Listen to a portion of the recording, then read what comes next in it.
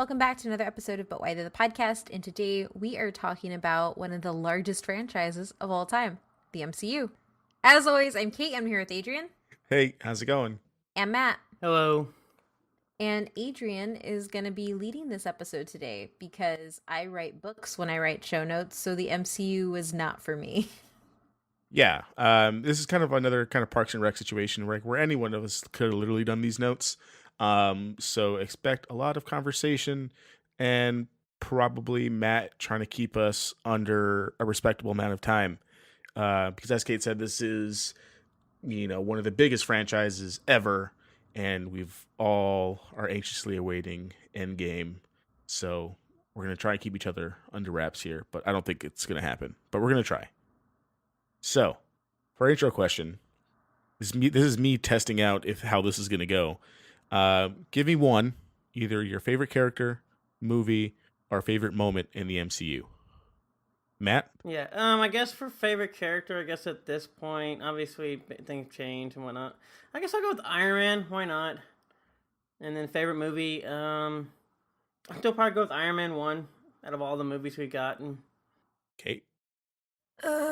This is hard. So my favorite moment in the MCU is actually... Oh, I can't pick one. Yeah, okay, so my favorite character in the MCU is Captain America by a very slim margin. Otherwise, it's Hope Van Dyne Wasp. But I just really, Captain America is my favorite because I hated the character of Captain America before he became the MCU Steve Rogers, and now I'm deeply in love with who he is as a character. But he's probably gonna die, so Hope Van Dyne. My favorite movie is Captain America: Civil War, and then my favorite moment in the MCU. My favorite moment in the MCU is actually going to be the first time we see T'Challa's Black Panther jump down. And for me, I was like, oh crap, that's Black Panther. And he just starts going ham on Bucky. And I was like, this is amazing. And I'm like, he was probably one of my favorite characters coming into the MC, like coming in, like from comics into it. So seeing him to jump down was like an oh wow moment for me. No. My favorite moment is Iron Man and Captain America and Bucky fighting each other at the end of Civil War. That's my favorite moment because it hurts my heart. There we go. Yeah, for me, Tony Stark, Iron Man, favorite movie, Civil War, favorite moment, he killed my mom, and then immediately Prepared fighting. To die. Yeah, because that twist got me, and that was, yeah. Not easily fooled in the movie theaters, and that one just totally came by surprise. And he killed my mom. I just felt that. Like, I felt that in my soul. But as Kate tried to do, and how Matt was saying, depending on like where we go, there's lots of different ways you can take this. So I'll try to get through the production history as quickly as I can, just because like there's like a lot that went into this production. Like this shouldn't have happened. Like how did we get here? Just kind of a lot of dominoes falling in the right place, and we'll kind of go through it as quickly as I can so we can get into some about why those, so we can talk about why some of these moments resonate with us so much. So in 2005, Marvel Entertainment began planning to independently produce its own films and distribute them through Paramount. Before this, and we've kind of talked about this a little bit in our Iron Man episode, I think it's episode 58 off the top of my head, pretty sure. Yeah. Marvel had basically co-produced several superhero films with Columbia Pictures, New Line Cinema, and others, including a 7-year development deal with 20th Century Fox. But ultimately, like Marvel wasn't making as much profit from these movies, from the licensing deals, and wanted to make more money out of their films while maintaining like the artistic control of their projects and distribution. It was basically just time for them to make their own independent movie franchise. So, Tobey Maguire's Spider-Man, Blade, X-Men are basically like all fine comic book movies in like the Marvel cinema or the Marvel universe. But Kevin Feige wanted basically them to make more money, and Marvel just wanted more money. is basically what this comes down to, and to have like the artistic control for them to do that. So Kevin Feige, who's basically the mastermind behind this crazy venture, realized that unlike Spider-Man and X-Men, whose film rights were licensed to Sony and Fox, Marvel still owned the rights to a lot of the core members of the Avengers. So Kevin Feige, if you know anything about him behind the scenes, is a huge comic book nerd, and envisioned creating a shared universe, just as the creators of just like creators Stan Lee and Jack Kirby had done with their comic book movies, See, this is what I or don't comic books in the early 1960s. See, this is what I don't understand. Everybody says, like, this shouldn't have happened, this shouldn't have happened. Why? Comic books were dying. We're not making as much money. The easiest thing is to go to movies, and, like, it wasn't like Spider-Man, Blade, and them weren't successful movies, and literally you had a bunch of generation people grow up to now who were then making movies. Like, I just don't see why people were thrown off by this. Well, I think this shouldn't have happened isn't necessarily because the superhero movies exist. I think it's because they exist so cohesively within a shared universe with multiple directors, with the type of rights that Marvel had for the characters that they had with the characters that they had. I think that's why people say that it shouldn't have happened, because they jump studios. They have to use like the B-list characters and make people care about people they didn't care about before. Like that is why I think people say it shouldn't happen. Yeah, I mean, because we even saw this, like, Marvel you know, like even like you put in our Iron Man episode, like they started with Iron Man to start off their cinematic universe. Like this isn't, they didn't have the rights to X-Men, they didn't have rights to, you know, Spider-Man, like the big characters in the Marvel universe, and they basically started with a B-list character and it worked. And I found out why they chose Iron Man, by the way.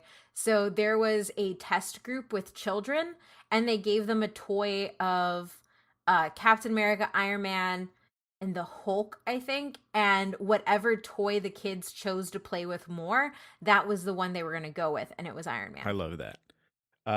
So, you know, and that makes a lot of sense too, because in 2005, Marvel gained the film rights to Iron Man from New Line Cinema. In 2006, they gained the rights to Incredible Hulk. And in April 2006, Paramount Pictures acquired the rights to Thor from Sony Pictures. And then that year, they announced that to be like Marvel Studios production. And then Lionsgate Entertainment subsequently dropped Black Widow, the motion picture that they had been thinking about in 2004, and gave the rights. I didn't know that was a thing. Back to Marvel. So like when I say like this stuff, like they just all in a row, like all of their main characters, they got the rights to all of their main characters basically within like a year of them deciding to do this. And if they would have done this, you know, in 2002 or wanted to do this in 2002, there's no way it would have happened because they didn't have the pieces in line. And I really like them going with the Captain America, or going with Iron Man, because in, I think it's 2006, 2007. I don't remember what year this was, but Marvel entered into a non-recourse financing structure with Merrill Lynch Commercial Finance Group, and basically they set up a deal for the movie rights to a total of 10 characters from Marvel's vault. And Marvel basically got $525 million to make a maximum of 10 movies based on the company's properties over 8 years. And then according to the parameters of the deal with Paramount, they got, if they didn't sell well, Marvel was going to lose the rights to Ant-Man, The Avengers, Black Panther, Captain America, Cloak and Dagger, Doctor Strange, Hawkeye, Nick Fury, Power Pack, and Shang-Chi, and would lose all of those. Power Pack? Yeah. What? So basically, like, if that deal didn't work, or the Merrill Lynch deal didn't work for that $525 million, they were going to lose the rights to all of those characters. And with the exception of some of those characters that I just mentioned, our properties we just mentioned, all of those are now in our MCU in some form or another. Yeah, and Shang-Chi's slotted becoming, I think, 2021 or 2020. Yeah, so we're in good shape. So in 2007, Marvel Studio formed a creative community of basically like the 6 people who've kind of been behind this whole deal. So Kevin Feige, Marvel Studios co-president, Louis D'Esposito, Marvel Comics president of publishing, Dan Buckley, Marvel's chief creative officer, Joe Quesada, writer. Quesada. Yeah, and that's only because he Americanizes his name. Oh, Yeah. interesting. Um, writer, who's a writer, Brian Michael Bendis, and Marvel Entertainment president Alan Fine, who basically oversaw the community. And shortly after like them creating this committee, they start filming Iron Man 1 in like mid 2007, and then they basically, from what they said, had the timeline back then to basically till 2028, from that initial forming of the committee. And the cool thing about like them choosing Iron Man, even with this deal, is that Iron Man wasn't in the Lynch deal, so Marvel basically had to put up their own money to get it going. So again, from our Iron Man episode, like this probably wasn't the most likely character to do it. I know lots of people who, when it came up, they didn't think it was going to work. Ended up paying off big with big numbers, and basically that starts off our whole MCU. And I do want to point out too, I'm gonna try to keep like the comparisons to Warner Brothers to a minimum, but I do Same. want to point I'm out trying my one of best. yeah, like one of the beautiful things Marvel did was having Joe Quesada and Brian Michael Bendis. Brian Michael Bendis is one of the largest comic book writers. He's writing Superman right now. He invented a whole bunch of different characters. He's like this kind of age of comics that we're in now. Brian Michael Bendis is one of those really big names. Joe Quesada also is like these like they included guys who knew comics and knew how they worked. And I think for the longest time, the Warner Brothers stuff had that really detached. But in this new age of Warner Brothers, they have Jeff Johns on their committee doing a lot of the planning, which is a really big thing. And I think that that's something that if they had in the beginning, in the same way that they had Bendis and Quesada, that could have helped. Because that's a really good decision to make. Yeah, for sure. Put a power team behind the whole thing, people who care, and not just kind of like the money thing, which I think is kind of goes into some of the stuff that we talk about later in their decision to kind of go with certain directors and things. Um, but as we all know, in December 2009, Walt Disney begins taking over the world again and purchases Marvel Entertainment for $4 billion. Their first Infinity Stone. Yeah, Or was it their exactly. second? No, it's their third Infinity Stone, right? Did Star Wars come before or after this? After, I think, After, yeah, okay. I think Star Wars is 2012. Okay, so is it Pixar, Marvel, and then Star Wars, I think. I don't know. Star They Wars? just did it so fast. It It's is an like, Infinity Stone, and they are Thanos. yeah, like it was basically an Infinity War movie. They just got everything really quick and then started owning everything. But when the deal happened, both Marvel and Disney had stated that the merger would not affect any of the pre-existing deals with other film studios for the time being. Although Disney said that they would consider distributing future Marvel projects with their own studios once the current deals expired. On October 2010, Disney bought the distribution rights for The Avengers and Iron Man 3 from Paramount Pictures. But shortly after, like Disney basically acquires Marvel in 2010, Marvel sets up their television division and basically gives us the groundwork for the Marvel TV / Netflix shows. I guess just Marvel TV / Disney Plus now, I guess.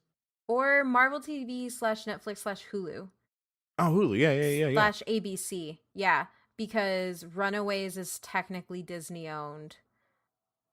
Yeah, so we fast forward a little bit to February 9th, 2015. Sony Pictures and Marvel Studios announced a deal that would introduce Spider-Man into the MCU, allowing Spider characters to appear in Marvel Studios films, as well as Marvel Studio characters to appear in Sony Picture films. So they basically kind of like got the deal and readjusted their timeline a little bit for releasing their movies to throw in Spider-Man so we can get him in things and such. And then kind of getting closer to present day, in September 2018, Marvel Studios announced the development of multiple limited series on Disney Plus. And I'm sure we're going to get more as you know, things come up, but we know that we're going to get Loki. We know we're going to get WandaVision, which is an interesting name. And these names were just announced. So Yeah. the names were announced this year. Yeah, and then we have an untitled Falcon Winter Soldier series and then one focusing on Hawkeye, and then an animated anthology series called What If. So I'm sure more stuff is going to come out within like the next few days of this recording, but that's what we got so far as of right now. I am so excited for the What If animated series. because the What If comics are some of the best comics in like Marvel existence. Like this is how you get Hulk ripping apart Wolverine. Yeah. Like the What If, like it's gonna be crazy and it's gonna be great, and Disney Plus is really cheap, and I for one welcome our Mickey Mouse overlords. uh, But no, it really is a bad thing. I understand that it's bad. It is terrible. but it feels so nice. No, it does not. I've never had this much Star Wars stuff and comic book stuff in my life. Well, we didn't need Disney for that. Well, We didn't, but they well, so that's the thing. They had the money to do this though. Like that's the thing that sucks is like Disney made great choices of choosing franchises that people loved but whose studios were failing. Lucas Arts was actually losing a lot of money when they bought them. no, they were doing stuff. Like It what? just Yeah. wasn't very good. Well, I mean, besides, Well, let's see. They basically gave up. Basically, video game tanked. They set a licensing deal that basically set them back forever. Obviously, the prequels, as much as people don't like them, they still made quite a bit of money. And then outside of that, what else do we have from Star Wars? it's mainly the books and the games that they were doing at the time. And they did have well, the sequel trilogy was in development at the time too. Or like Yeah. it was talked about. Yeah, prior to the thing. Prior to the merger, yeah. And then Marvel was actively putting out they were actively putting out stuff in the entertainment sector, but like comics have always been a bad business. Like this isn't even a new thing. Well, yeah, which is why people were like surprised this happened. Why it wasn't, because basically they evolved from comic to movies. They just actually Yeah, were, no, they but evolved. I think people have a right to be surprised because if you look at the Sam Raimi Spider-Man like that and Batman is like the only comic book movies we had. Fantastic Four is okay, I guess. Oh, so you're talking about like good movies that we Well, I mean, Yeah, we're talking like, about good we movies, don't that's fair. But I have mean, like nearly the as- Fantastic Four movie still eventually made money. The first Yeah. first two. Well, but that's what I'm saying though. Like what I think to Adrian's point, he's saying people say that this shouldn't have happened because the groundwork for things being like a franchise this big all working in unison and actually being good Yeah, it was is like something that they didn't think would happen. It's less about moving to movies and more about actually producing a franchise that has had the success and the because love. we were in that But we're talking that about, like, trio, that movie trio period, like where you get 3 movies in a franchise and then that's it, we're done. But Yeah. we're also talking about like what we're going over right now, licensing. What other franchise has this many characters to even play with? Technically, those were a part of that franchise. Yeah, they could have done And it. that's They just what I'm didn't want saying, to. like. At this no, Cut but the when they're money. talking because they didn't even have Spider-Man rights at the time. Marvel didn't even have all these rights at the time. All these rights are split up all around the place. The easiest example for that is for having that many is Fox. Fox's studios have a crap ton of rights because they own every single X-Men. Every single X-Men, so long as that X-Men isn't used within the Avengers continuity, they made like 9-10 movies. Yeah, and they haven't done that well, and people You don't say like that, Yeah, but I I mean- guarantee it, people are still going to show up to watch whatever the crap movie they're releasing in June is. But I think the difference is like if you look at them trying to expand into and I have this as like one of my but why those like X-Men tried to do what the MCU has done in terms of kind of Mhm. creating a universe when they went back to do like Wolverine Origins and like give Wolverine his own thing with a huge big tie-in, and then they try to do Days of Futures Past was okay, and then it's just kind of like a mess now because they just didn't do it well enough. So like So I get what people you're tried to do saying. things, but it just didn't work. I mean, I Yeah, get what you're that's- saying like, when trying I get to what do you're it, but I mean, like I said, they still made 10 movies. It still made a lot of money, and we're still going to that's get fine. What I'm saying though is within the public consciousness, we don't look back at those movies and be like, "Oh, these were fucking great," or "Oh, these were great movies." No, we don't think that. So when people say that this shouldn't have happened, it's that like everything before it, we don't have top tier movies because at this point, like Marvel is producing genuinely just good movies as well as comic book movies. So like I understand what you're saying from a logical sense. The progression in media is towards film and television. So that's the logical step. And what you're saying is comic book movies existed before the MCU. I get that. But I don't think that there is anything that equals the MCU in what it has been able to accomplish. And it's going to come up again. DC tried to replicate what the MCU has accomplished and failed miserably. Well, depending on how we go, And they made a shit ton of money. And then they scrapped everything because of how bad the fan reception was. And that's why they're redoing their entire universe. They've also not made nearly as much money as the MCU has. Or even well, I guess it depends on how we go. X-Men has, well, and X-Men's bad. Well, I guess we're also talking about two different time frames either, too. Yeah. Because Batman vs. Superman outsells like a ton of MCU movies. Yeah, no, that's fair. But then it also has one of the largest drop-offs in second weekend sales. Yeah, so there's a lot of any movie. Yeah. But what I'm saying is essentially the Batman versus Superman universe is that was starting isn't around anymore because they scrapped all the movies that were supposed to tie in with it. And like essentially Marvel is something that they haven't had to scrap those plans. Like they just keep building on something because they've executed it well. Yeah. Granted, there are things like Thor: The Dark World and Captain Marvel that I don't think are great movies, but given their 22 movie like existence, that is unheard of because you have a franchise that has been so overwhelmingly loved, large, and dwarfs anything else in money. Yeah, I mean, I think to kind of like put it into perspective, even if we're not looking at just the movies, like if we look at what the MCU has spawned in general, so we have, by the time this recording comes up, the next day you should be in your seats watching Endgame. So 22 movies with 23 when we have Spider-Man Far From Home. So 22 movies. So 22 movies. I swear, and this is why people think that Matt hates everything because he just comes in and like acts like that. 23 because it's on the docket and we know like at least the year. That's why I put it in here. 11 shows with 4 more to come on Disney Plus. 5 short films, 2 digital series, 32 in-universe comic tie-ins with almost 70 issues released so far, 9 video game tie-ins, and all within an 11-year time span since the release of Iron Man 1. Like no other media has that kind of power in that short amount of time. Because I even think if you even just compare this directly to Star Wars and franchises, the MCU has way more. Yeah, even with like the Disney merger, Marvel's still pumping out more things, which is kind of crazy. And since we're like on money, we'll just jump into the why those. I think we're getting into kind of like the meat of like why, you know, how it's compared. Because it's kind of hard like not to kind of compare these big franchises when we're this big. But just Batman is his own franchise. I'm sorry.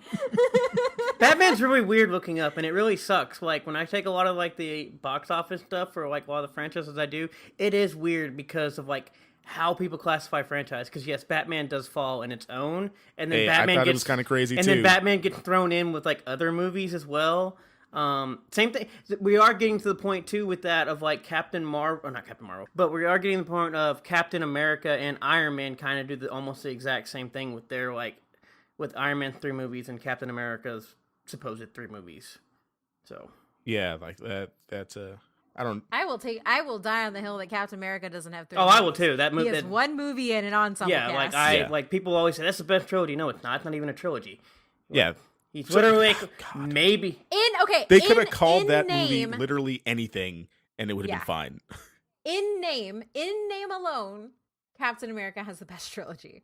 But I don't necessarily think that Captain America is a trilogy, and that's why it's the best trilogy. Like, Civil War is easily not a Captain America movie, and then Winter Soldier, depending on how you want to classify with how many people are in that movie, can be almost an ensemble movie as well. Yeah, but nobody calls him Robin in it, so... so we'll just jump into the financials, because we're talking about it a little bit, so...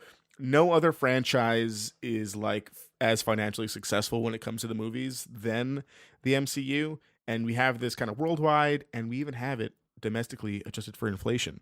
So highest grossing movie franchise of all time, and it really isn't even close when you look at the worldwide numbers. So 18.5 billion worldwide as of today, April 18th. And it will certainly probably almost definitely be way more than this. It's projected to top because it's getting a simultaneous release for Endgame. It's projected to have the largest of any sort of opening. Yeah, it like, destroyed like the pre-sale numbers, so it's going to be Yeah. huge. So it's going to definitely be more than 18.5 billion come April 25th. And then number 2 worldwide is Star Wars at 9.3 billion. So almost, over almost 10 billion more come next week. And even if we look at the numbers adjusted for inflation domestically here, MCU is still number 1. So MCU domestically adjusted for inflation 7.5 billion with 21 movies currently. 7.8. 7.8, Yes. sorry. Star Wars is 7.5 billion with 11 movies, and this counts the Clone Wars animated movie. James Bond at 5.7 billion with 26 movies. Harry Potter 3.6 billion with 12 movies, and for whatever reason, Batman is classified on this list at 3.3 billion with 17 movies. Like I said, it is crazy. Like when you look up Batman of all things with like everything. Superman's another one that's a weird one that does that as well. Yeah, that's true.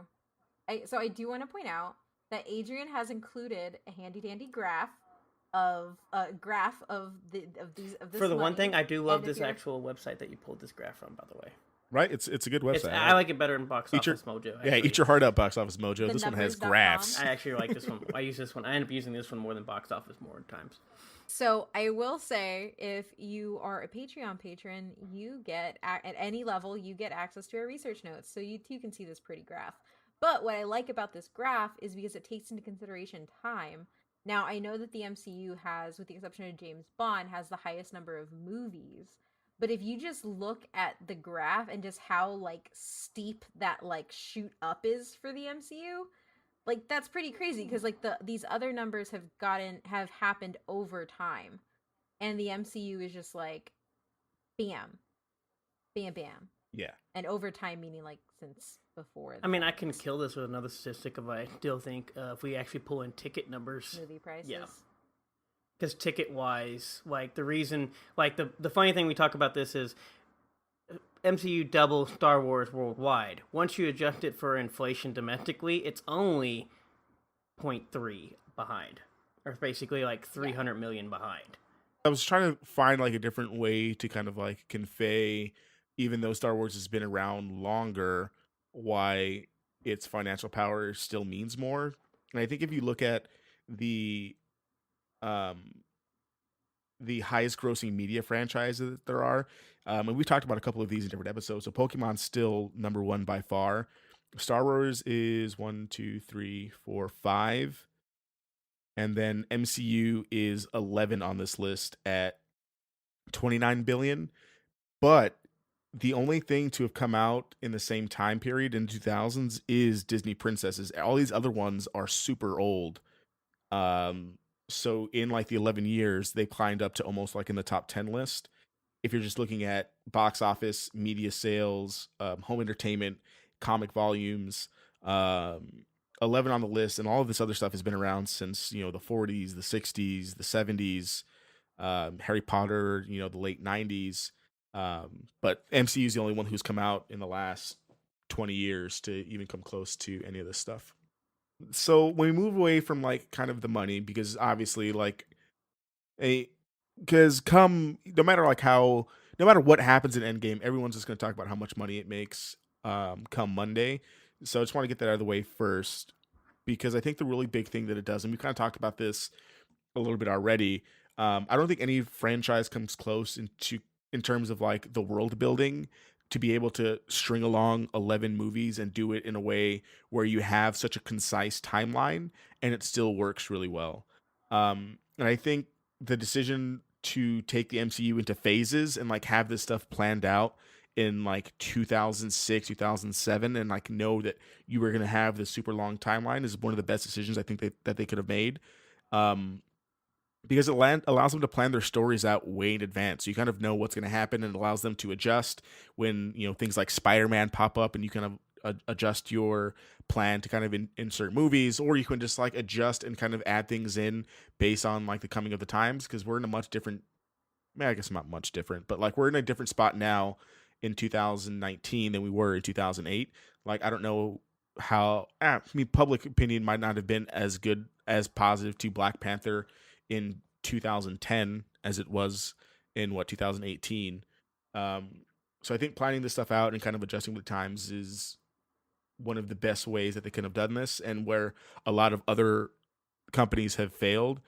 And so, in case you forget or have forgotten kind of how all of these phases work out, we've recently found out that this first 3 phases of the MCU is called the Infinity Saga. So, phase one, Like a comic book. yeah, exactly. It's great. Phase one has Iron Man 1, The Incredible Hulk, Iron Man 2, Thor, Captain America, The First Avenger, and Avengers. Phase 2 is Iron Man 3, Thor Dark World, Captain America, The Winter Soldier, Guardians of the Galaxy 1, Age of Ultron, and Ant-Man. So how do we Looking at judge? How do we judge phase 2? Yeah, reading that off, phase 2. How did they make it past phase 2? Was it just Winter Soldier just carried that whole thing? Guardians of the Galaxy carried it? No, the Ant-Man. So I can't even say Ant-Man. So I didn't watch it in theaters. Yeah, you Exactly. waited So I so can't- long to see that one. Yeah, that's fair. But no, Guardian of the Galaxy 1 is great. And so is The Winter Soldier. And I honestly think that the Russo brothers, that's the answer. Yeah, The Russo there we go. brothers carried them through phase 2. Yeah, that makes a lot of sense. So phase 3, we have Captain America: Civil War. What a way to kick off your phase 3. Also, wait, are you sure Ant-Man ends phase 2? Because I thought they ended every phase with an Avengers. Well, I That's think. what I Well, I thought pulled from- Age of Ultron was supposed to be the ending, but they threw in Ant-Man, and so I thought that was in there. Okay, that might Yeah, have because it happened came then. out like Okay. 5 months after. They just kind of threw it in there, and I think they needed Yeah, a spot to put it in there, and I think they really want to start phase 3 with Civil War, so they just kind of. Yeah, which makes more sense. That's I think fair, yeah. starting off with Civil War is better than. Yeah, it's fine. That's fine. It worked out for him. So phase 3, Captain America: Civil War, Doctor Strange, Guardians of the Galaxy 2, Spider-Man: Homecoming, Thor: Ragnarok, Black Panther, Infinity War, Ant-Man and the Wasp, Captain Marvel, and then we're finishing off phase 3 with Endgame. That is a phase right That's a there. lot. And then we don't know what the next saga is called, but we know that Spider-Man: Far From Home is kicking off phase 4, and that's kind of all. And then you'll have the Eternals is the next one, or it's Eternals, Untitled Black Widow movie, and Shang-Chi. Yeah, so we got a Phase 4, nice little phase 4 lining up here so with far. some untitled projects too. Yeah, It's weird. and then whatever happens on Disney Plus, I guess, if they decide to tie stuff yeah, in and care about, yeah. all that. So I will say too, and it was one of the things that I heard that Kevin Feige told the director of Ant-Man, because I watched Ant-Man and then I watched the director's commentary at the end, and he was saying that when he took over Ant-Man, because there was another director before him, but like when he took over Ant-Man, essentially what Kevin Feige said was, make this your movie, but make sure that it's a Marvel movie. So like essentially like his approach to that was like, oh, this is gonna be a heist movie. This is gonna be and in each. I firmly believe that each Marvel film is a genre film as well as a superhero film on top of it, and I think that's why they do so well. But essentially, like the thing is to like make your film, but understand that you're a part of something bigger, and don't just make it so small. And that's also one of the reasons why after credit scenes will get shot by different directors, often the ones from the next movie that will have that person in, stuff like that. But yeah, so I think that's one of the things that like really helps with this continuity and world building, is that like every director that comes on has to be like, okay, there's something bigger than just my movie. Yeah. And I think the fact that everybody is working together towards that larger goal, it's what helps. It's the same reason why you end up with good comic book tie-ins, is if everybody understands that they're working towards something bigger. And then you end up with Civil War 2, where everything is all on its own and also together and doesn't work. Yeah, for sure. And we have a little bit. I want to talk a little bit about that a little bit more in depth when we kind of talk about their decision, like Kevin Feige's decision, like people like their decision to pick directors who hadn't really done anything crazy in kind of like the comic book world, and like how it worked so well. But just kind of wrap up this section, through 21 movies, the MCU has successfully connected multiple comic book characters with their own universes, with only a few duds along the way. Thor, Dark World, Captain Marvel, et cetera, et cetera.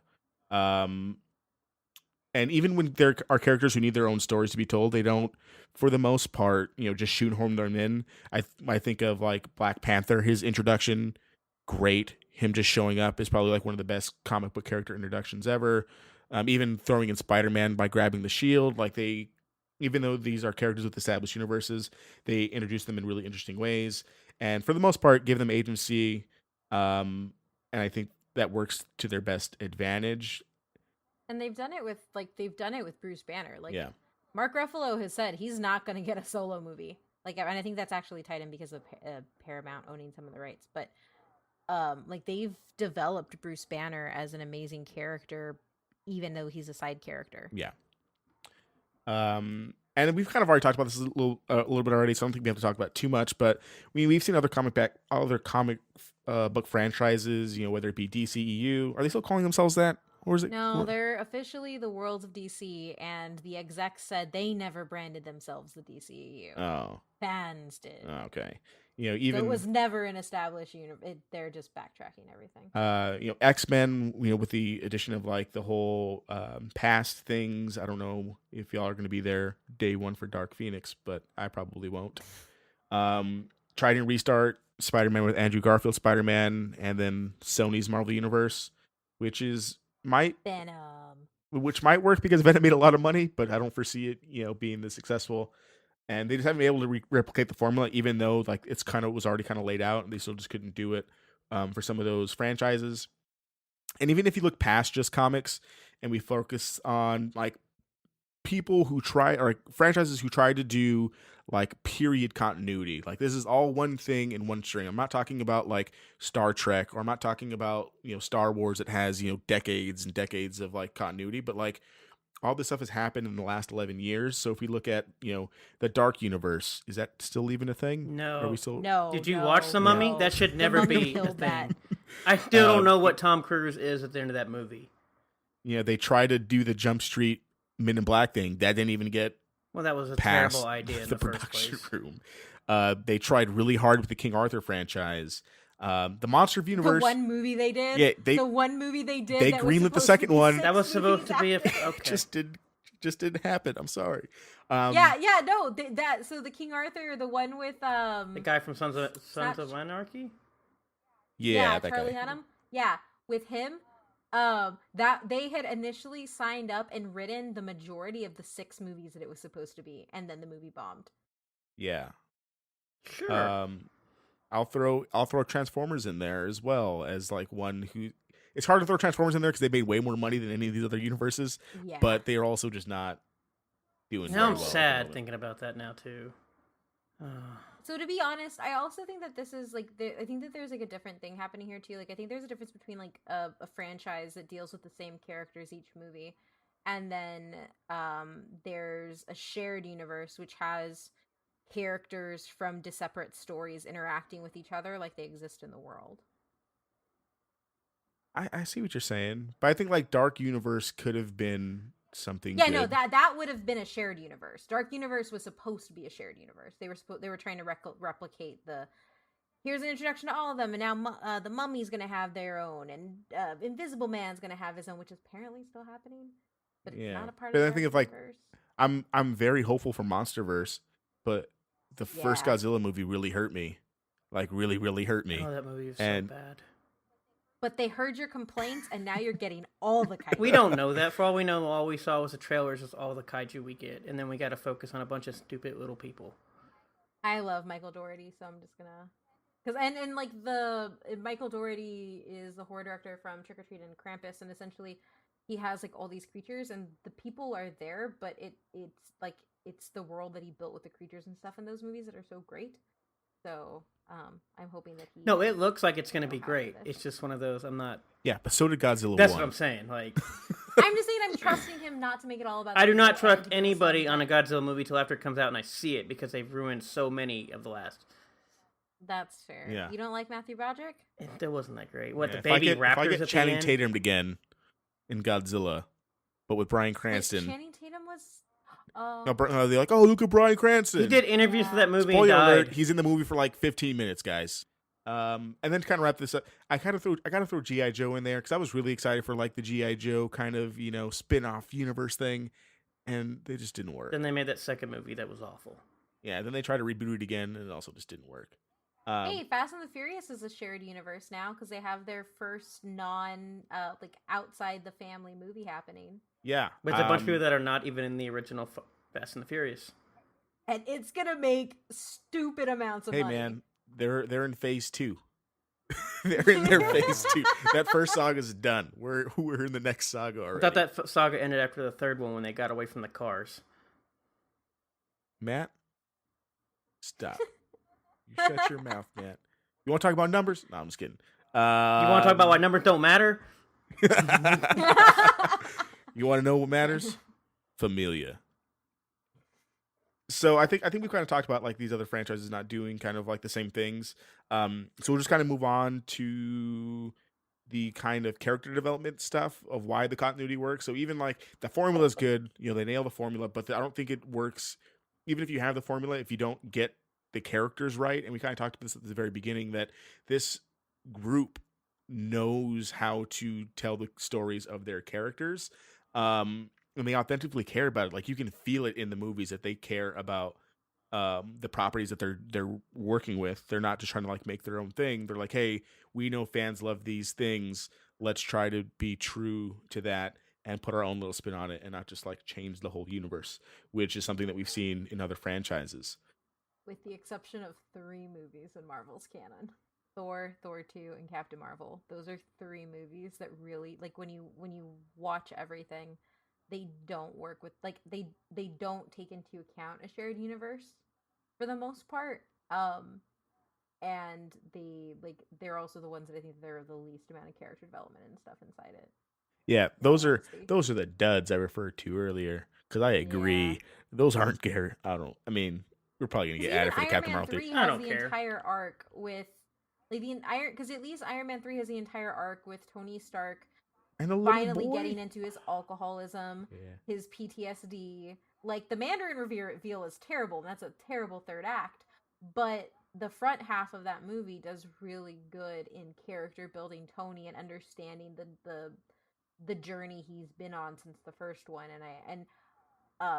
Yeah. Yeah, no, it's a fantastic segue into like the next piece of this is they care about these characters and they write them so well that even throughout the series, like they're allowed to grow and not just kind of fall into kind of one dimensional, pegs for the most part, right? We do have, some who haven't had a lot of development, but if you look at Tony, Captain America, Black Panther, Wanda, Nebula, Rocket, like any character I can think of like from the main cast who are kind of like the main important characters aren't the same as when we first meet them. And I think you nailed it with like Tony 2008 to Iron Man 3 Tony, not the same. And even though Black Panther doesn't have a whole bunch of character development, he's not like the guy who's trying to seek revenge on everybody. Well, even like Black Panther grew a crap ton in that one movie. I'm just, like, he's just not the best part of that movie, and I never get past that. No, part. I mean Civil War. Oh, Civil War. Yeah. In Civil War, yeah, you're right. Well, that's what I'm saying, because in Civil War he has his entire growth, and then Black Panther is more of a Wakanda movie, which is fine because I love it. I love Black Panther. But he's not the best part of that movie. The worlds that Ryan Coogler builds out in Black Panther is the best part of that movie.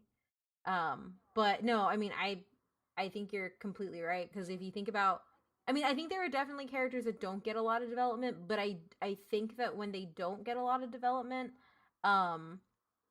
they know that they don't. So like Black Widow had she had terrible development, great fighting, terrible development until the Winter Soldier, and then you actually get to understand and go into who she is as a character.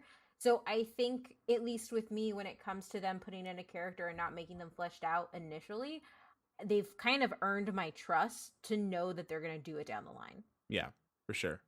And even like with ensemble movies, like these movies have a lot of characters in them, but because we trust them to do quality things with the personalities, when we do have those big character moments on screen, I feel like they mean so much more in the arcs.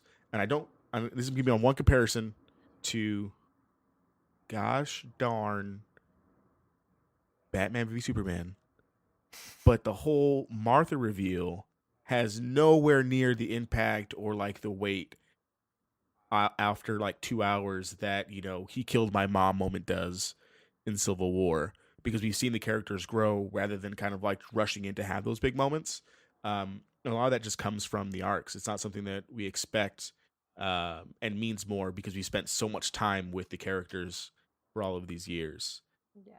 And I as much as I don't like Captain Marvel, which I think has come across clear this episode from all of us, I do trust the I think that Captain Marvel was just rushed. And if you look back on Thor's placement in a lot of these things, those initial movies felt rushed as well.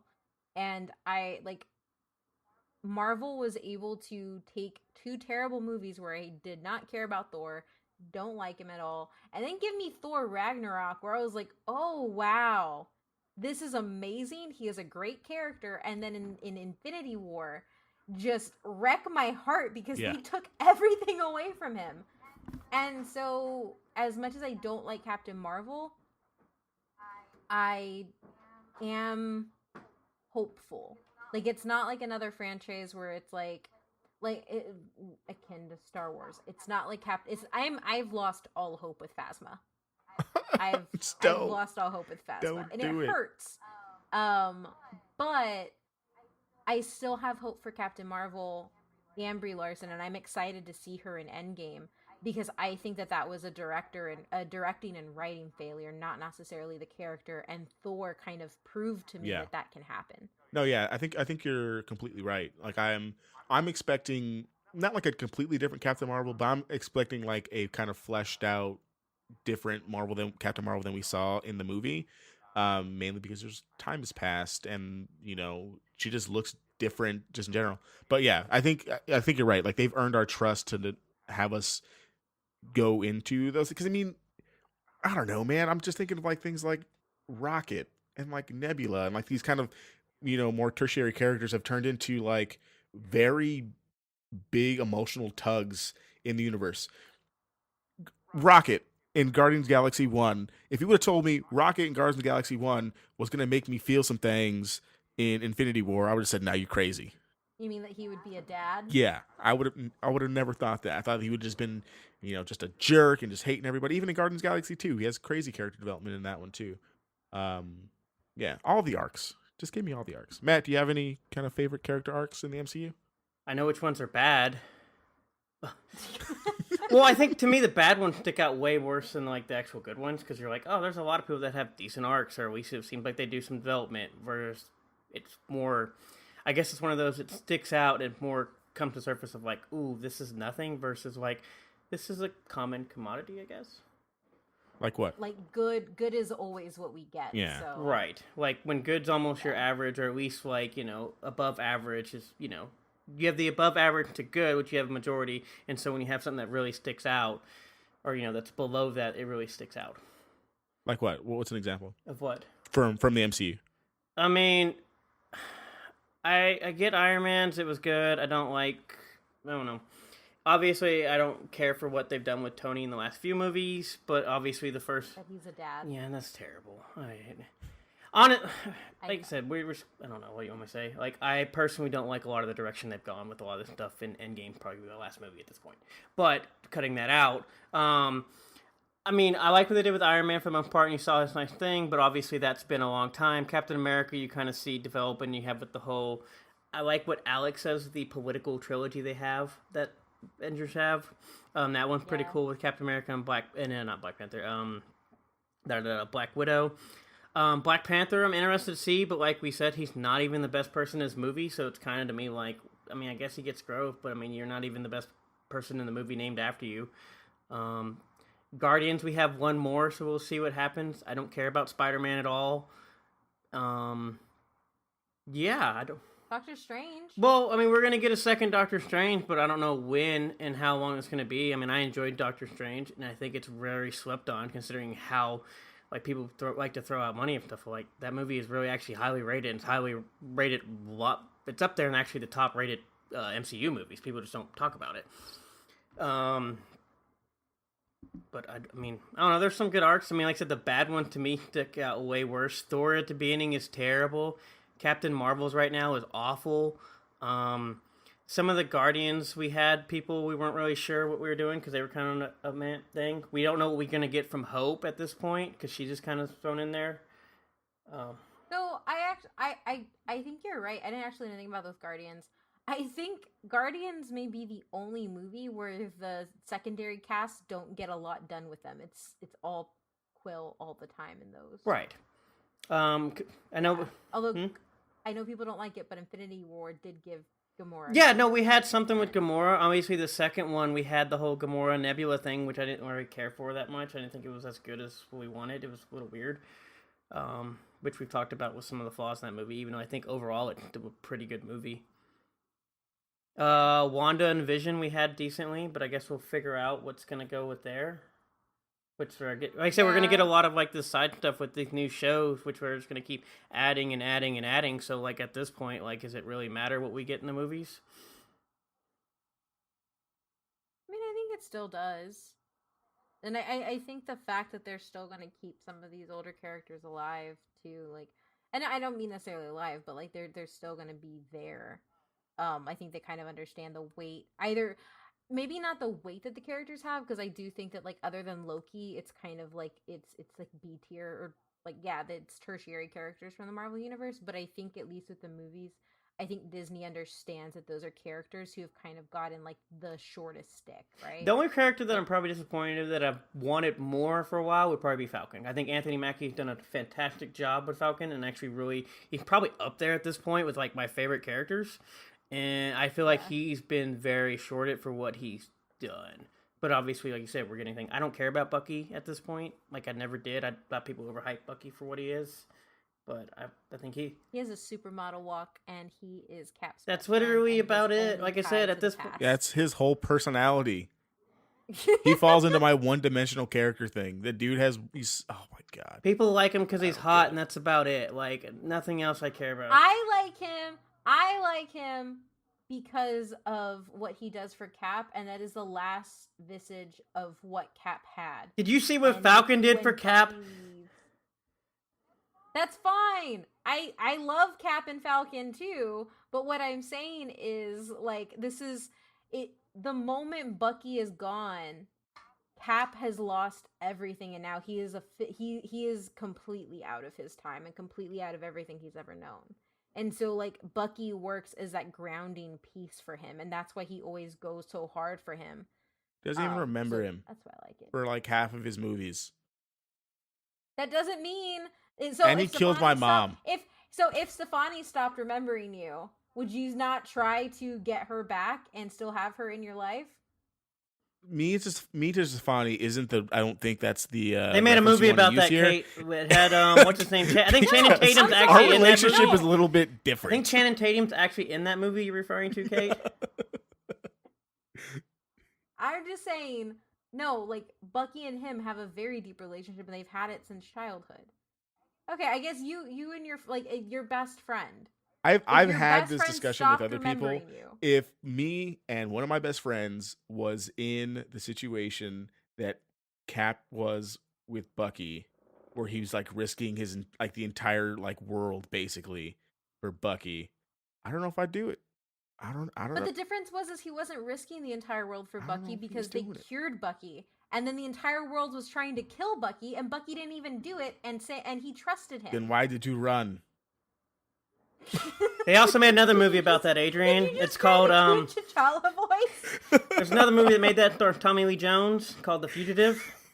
Yeah, exactly. Oh my god. Anyway, I love them. Now, that being said, he is a one-dimensional character, but I think he does a lot more in these movies than what it's given credit to. The only difference is his development is tied directly to Cap, and he can't stand on his own. Versus another character that you can have that comes out and stands on their own. I just hope Rocket gets his arm eventually. That's all I want. No. So we kind of talked about this like a little bit before, but I think slept on generally, because now that like we know that the Russo brothers are dope, like when the Russo brothers were announced, I'm like the Community guys, those are the dudes who are doing our thing. Yeah. They've taken, directors and even some of the actors like aren't people that we would have thought of in retrospect to make this happen. So I'll go through a couple of them and we can kind of talk about them, whichever one you want to talk about throughout this list. But like the Russo brothers, prior to Winter Soldier, had done Community. Talking about like directing wise, had done Community along with a bunch of other TV series. Taika Waititi who had done Ragnarok. Before this, had done Hunt for the Wilder People. Hunt for the Wilder People. Wilder People. Yeah, I always mess that up. And Boy, and What We Do in the Shadows. I mean, even Feige, like, he had seen... And Eagle versus Shark. Yeah. Feige had seen Boy, and I was like, dude, this is the dude we want for our movie. Like, he hadn't even seen Hunter for the Wilder People yet. He had seen Boy, and I was like, yeah, that's the guy who's going to direct Thor Ragnarok. Jon Favreau... So, I will say, so we can stop and talk, like, I do think that one of the reasons why they did pick Taika is because of the humor. And because if some of his What We Do in the Shadows and Eagle versus Shark are two like really, really, really great like comedic pieces that aren't too comedic. Like they're comedic in a serious way and it almost parodies. And so I think if you're revamping it, it'd be great. But if you don't know who Taika is, you're kind of like, why the hell is this man directing a Thor movie? Yeah, I mean, even from there, we have Jon Favreau for Iron Man. Definitely one of my top 5 MCU movies. His big movie before this was Elf. People love Elf apparently. So I love Elf, but if you like, when the Elf guy is doing the first comic book movie of the MCU, that's some scary stuff, man. Like it takes some balls to kind of want to go through with that director choice. And then he's like, "Oh, I'm gonna put myself in the movie." Like I saw this. It's just crazy. It's just crazy, and I love it. Don't make fun of Happy. He got his own poster. Oh God. Scott Dickerson before Doctor Strange had done a bunch of horror stuff that I'm sure Kate knows about that I don't. Sinister, Exorcism of Emily Rose, Deliver Us from Evil, and some other stuff that I'm sure I'm forgetting and I left off of here because I didn't know what the movies were. James Gunn, prior to Guardians of the Galaxy, had done Slither, and then some show called PG Porn. I don't know what it was about, but I clicked on. And he also wrote the script for Scooby-Doo. Yep. Yeah, and Scooby-Doo, which would also going to be its own cinematic universe that didn't really pan out. Peyton Reed, prior to Ant-Man, had done Bring It On, The Breakup, and Yes Man. And this was supposed to be Edgar Wright. Yeah, and I have that in the kind of controversies. That's supposed to be Edgar Wright, which is, I don't know.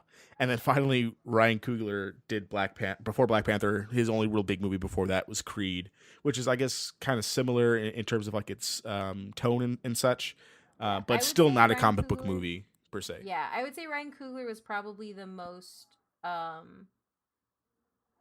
guess like the person with the most kind of like eye to direct Black Panther. Because he also did Fruitvale Station, and so a lot of like the actual like stuff that he brings in with Killmonger, I think it helps that he did those. Yeah, I mean, I was hesitant to put him on here, but he wasn't. Yeah. I mean, he wasn't not a comic book movie director. Yeah, exactly. Or even like a flick director, right? Yeah, like he's still. Yeah. And so for many like of the later comic book movies, like they're still choosing to go with these kind of directions to kind of basically, like you said earlier, Kate, like make their genre film in the comic book world. And they easily could have tapped people who were already had success in the genre. Like as much as we don't want to see it, like they could have asked Zack Snyder to do one. No. They could have asked Christopher Nolan. They could have done Sam Raimi. They could have done Stephen Norton. They could have even pulled Guillermo del Toro for some of these movies if they really, really wanted to. But the original community like saw some of their smaller works and then brought them in because they thought they could bring something special to the movie. And you can just look up, Feige interviews of him saying like, "Oh, I saw this one independent movie that they did, and we thought that he'd be perfect for one of our most profitable movies ever." Yeah, and I think for me, like this is like one of the biggest reasons that despite like the Marvel formula knocks, like every movie is the same, even though like the Marvel formula is like just storytelling. Each film feels like it's a little bit beginning, middle, and end fit together with the narrative. I hate that so much. Like, it's even like to spark like that knock. Like each film does feel different, and it isn't just one director running the show, where they could have easily just fell into like, oh, the Russos, you direct everything, and Yeah. that's it. How many sky beams do we get with in the MCU? They kind of stop after. Yeah, I don't know. I don't even want to count. We haven't had one in a while. Now that I'm thinking about it, it makes me really happy because sky beams for a while was a big thing in comic book movies in general, and I'm just kind of over it. Yeah. Yeah, so I don't know if you want to add anything more, Kate, especially like from like the horror director perspective, because I know like horror directors are having success outside of their genre right now, and I don't know if like the MCU's success helps that, or if I'm just kind of reading into it too much. But Yeah. So I would say so horror directors have always done comic book movies really well. So Sam Raimi made his claim to fame with Evil Dead, GDT, and then just like looking into like Scott Dickerson, you had the guy who crap I forgot his name, but the guy who directed Shazam, like just overall, like for me, and I actually have an article about this up on the site, but whythepodcast.com.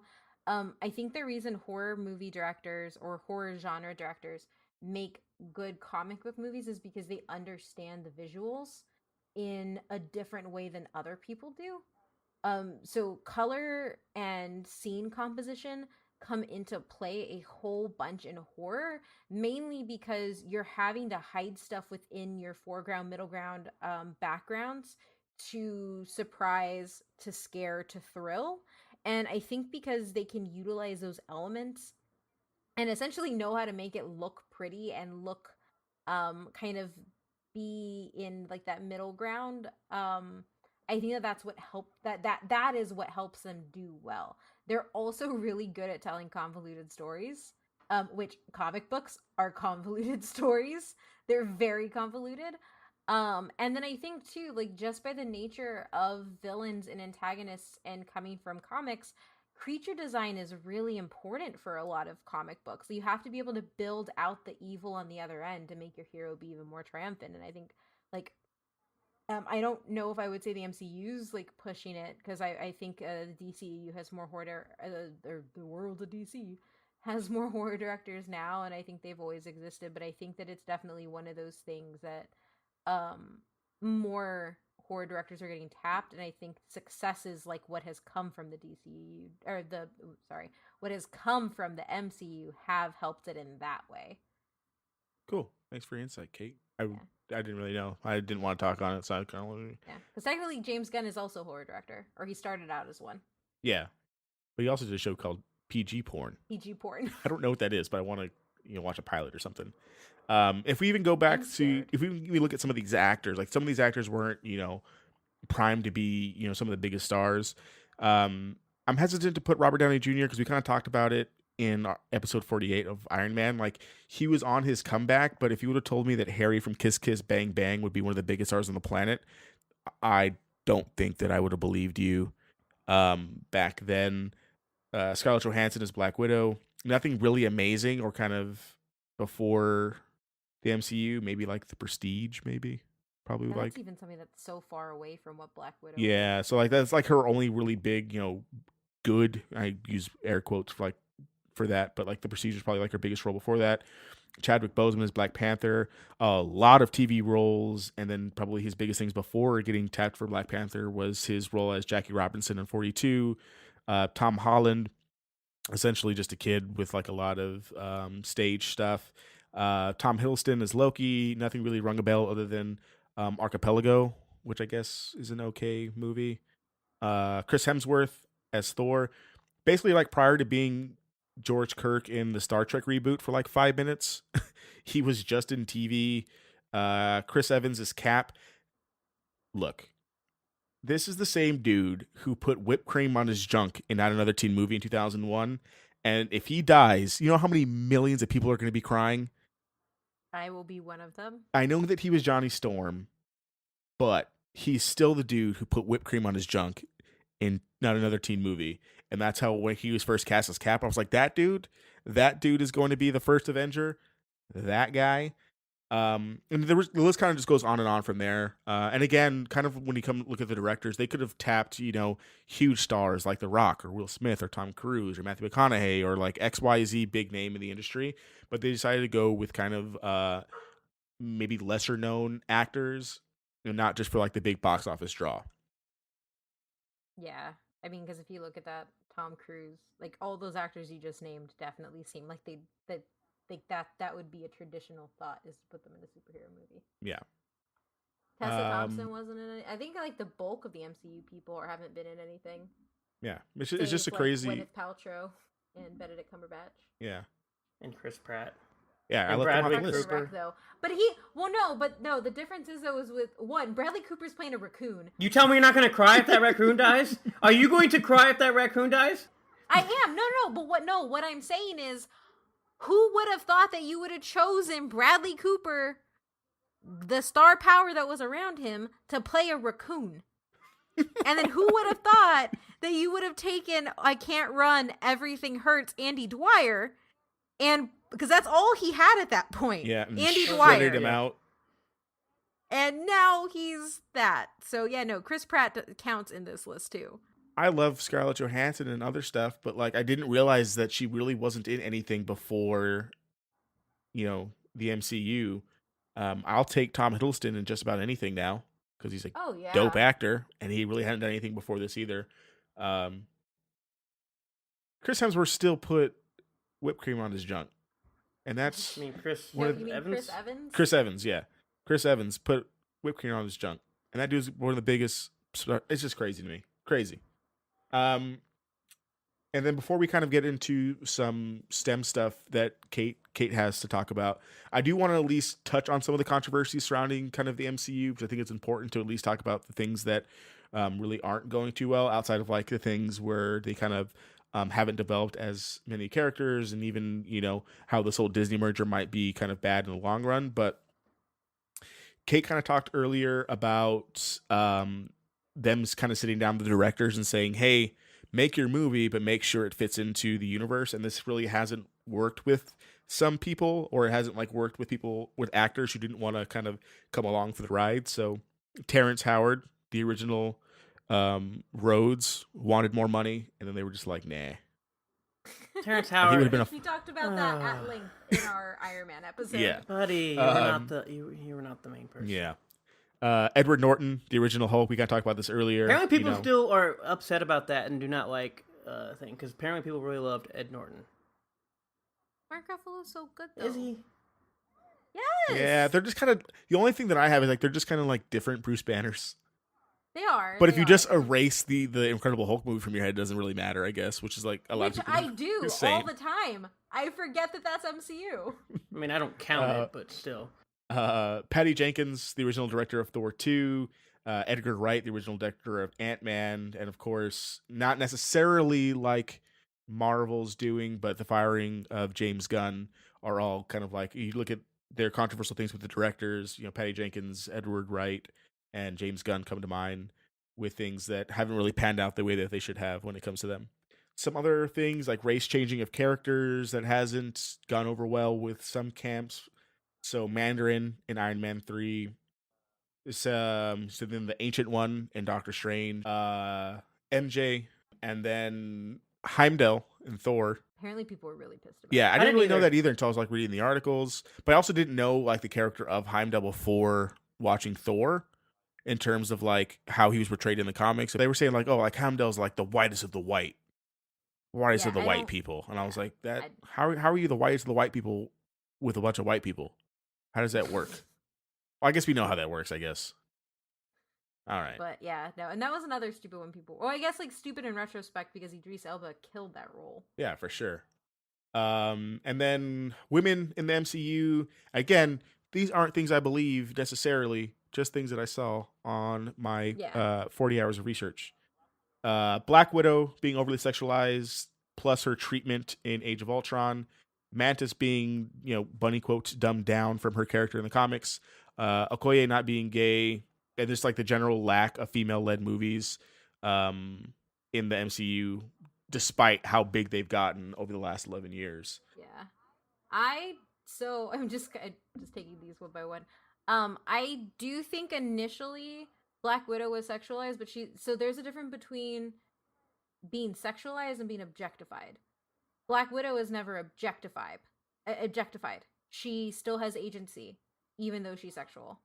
And that's the whole point of her character and how she was trained. So, the treatment in Age of Ultron was terrible, and I'm still pissed at that. I'm still pissed about shipping her with Bruce, and I'm still pissed that apparently if you can't have kids, you're a monster. So, I'm still mad about that. Mantis was dumbed down a whole bunch. Like a whole bunch. She's actually like a really badass character in the comics. So are all the Guardians dumbed down at this point? Just asking. I don't think actually they might be, with the exception of Gamora and Quill. I think they all are.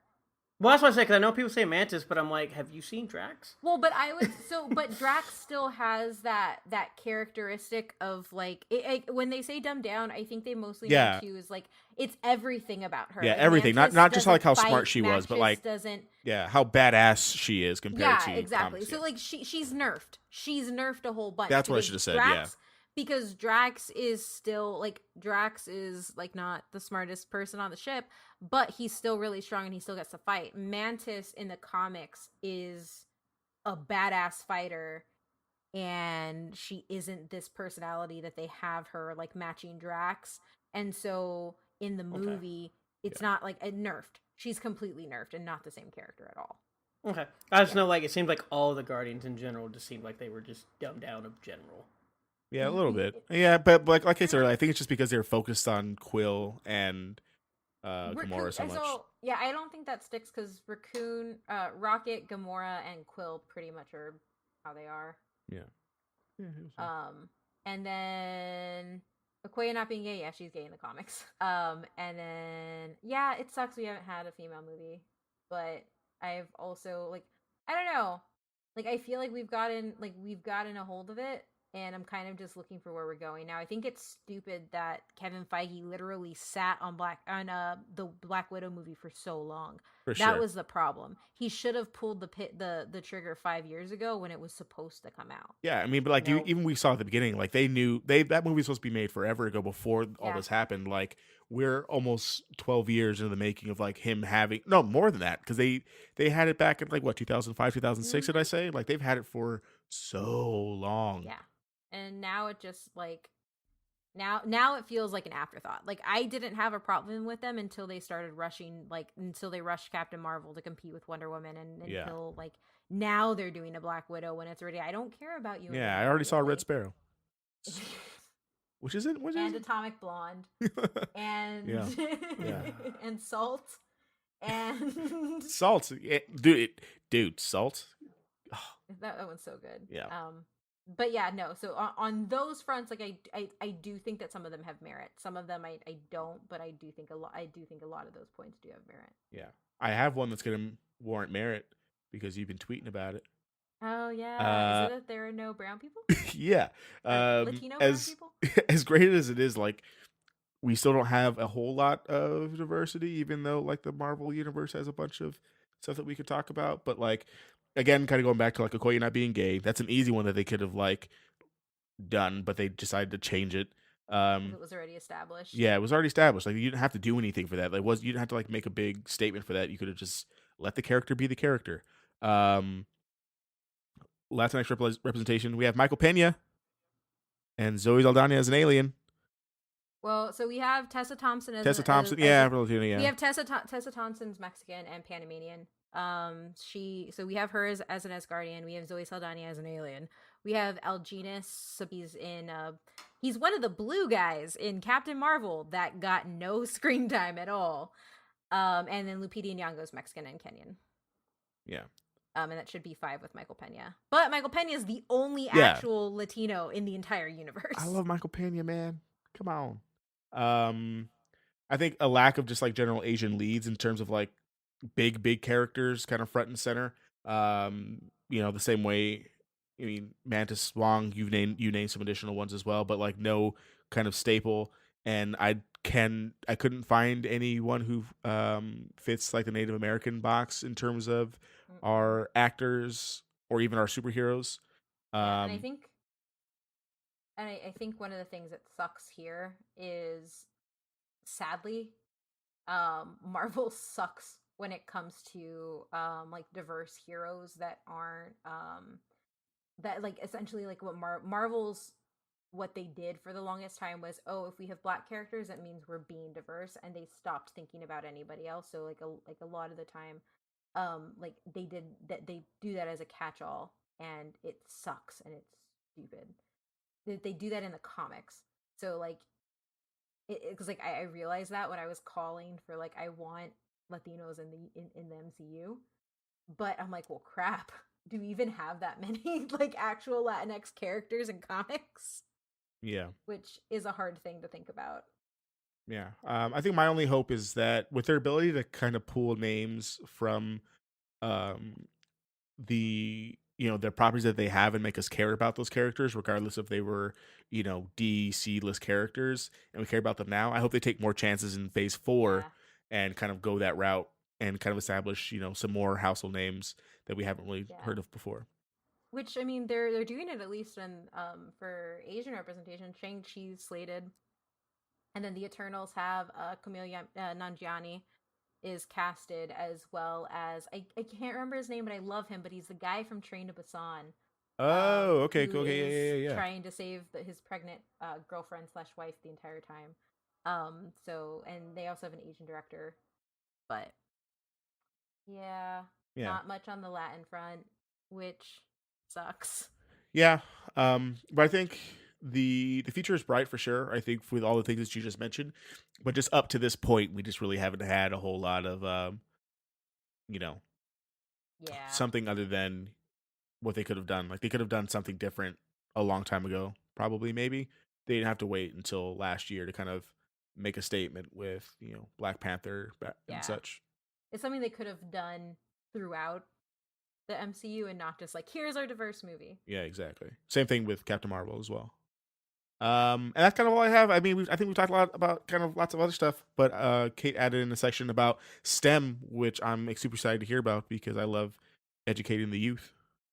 Yeah, so like the one thing I really wanted to add is that for almost the entire existence of the MCU, or actually, so since Disney took over the MCU, running along with their movies, they've also been running STEM competitions. Some of the most visible ones was like they did a superpowered STEM contest for Thor Ragnarok, where I think it was mostly centered around girls. They and it was really cool because Hella was doing all the stuff. But like what they did was they would create science projects and STEM projects, and then they would submit them, and then they would, if they made it past it and they won, they would then go to a mentorship with the Disney Imagination Works or whatever, working on like animatronics and stuff like that, and then they would craft a video. They also donated, I think it was they donated $1 million from the Black Panther earnings to youth clubs. I think it's boys and girls clubs. They had Girls Reforming the Future challenge, which was during Civil War. And then the at Captain Marvel, they partnered with the Air Force, and I think it's like AFWorks, which is their science arm, and they held STEM events for kids, partnered with them in the and their initiatives. And then the really cool one is that Disney has actually started building STEM centers. So, like, Disney actually built a center for STEM in Oakland after Black Panther, or like is funding What? for that to happen after the Black Panther movie. They've done more with like I think because like we've talked about it a little bit, like yeah, these movies can get kids excited, but what are you actually doing once you get them excited? Well, Disney is actually trying to get more kids and like underrepresented kids into STEM and using these superheroes as a way to do it. So I thought that was really cool. So I wanted to add it. Yeah, that's awesome. I didn't even know about the STEM Center, which is basically them doing what they are doing in the movies, which is like directly affecting the outside world, which I think is awesome. Outside of just kids dressing up for the characters for Halloween. And if you are a Patreon patron at any tier, Kate has all of these listed that she just talked about in our show notes and some YouTube videos and things like that. So if you're interested in any of these in your area, you should be able to find those pretty easily if you check out our show notes. And that's kind of all I got. Final thoughts. I guess if you want to throw anything we didn't get to talk about in here, I think here's the great time. I mean, great characters, unlikely circumstances, and great universe. Matt, what was your final thoughts? I mean, it's been a fun, I guess, 10, 11 years or whatever with like the 20 plus movies. Obviously be excited for Endgame. Not too excited after Endgame per se. I guess we'll have to wait and see. It might be the last one thing. Except they have a lot of characters that are cool. We'll probably see thing. I don't know. It's coming to an end. Obviously, some people are excited to see Phase 4, and that's great. Hopefully they enjoy it. I'll have to wait and see for the most part. Yeah. I don't know. I'm just looking at the characters we're probably going to have remaining, and just not many are that exciting or thing. But, I mean, they've done a decent job of making people care about characters they didn't think they would care about. So we'll just have to wait and see. I don't know. What about you, Kate? Yeah, I'm excited. I don't know. I know next to nothing about the Eternals and next to nothing about Shang-Chi. So for me going into this next phase, I'm actually really excited to see stuff that I don't know about, because I do think that for some of the comic book movies that we got, I was fairly biased against some of the choices because of what I had seen in the comics. So for me, it's a way for me to go into a comic book movie and just enjoy the ride. And I think that that's going to be something with the caliber of the MCU, that of what the MCU puts out. That's what I'm gonna do. And I'm just really hoping that I love Carol Danvers in the comics, and I just hope that she gets better.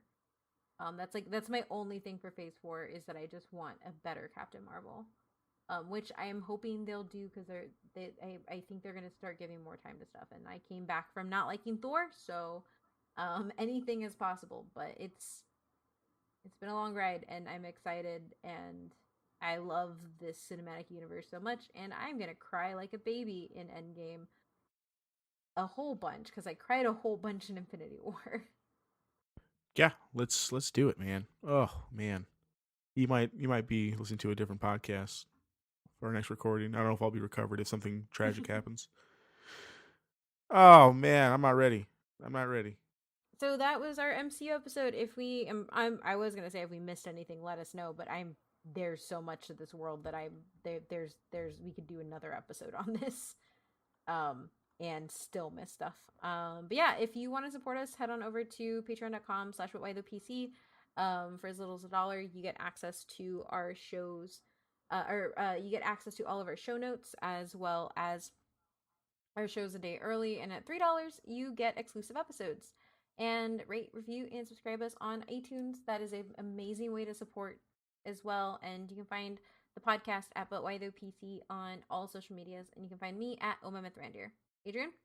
Yep, you can find me on Twitter at SuperRuiz93, SUPERRUIZ93. Matt? You can't find me.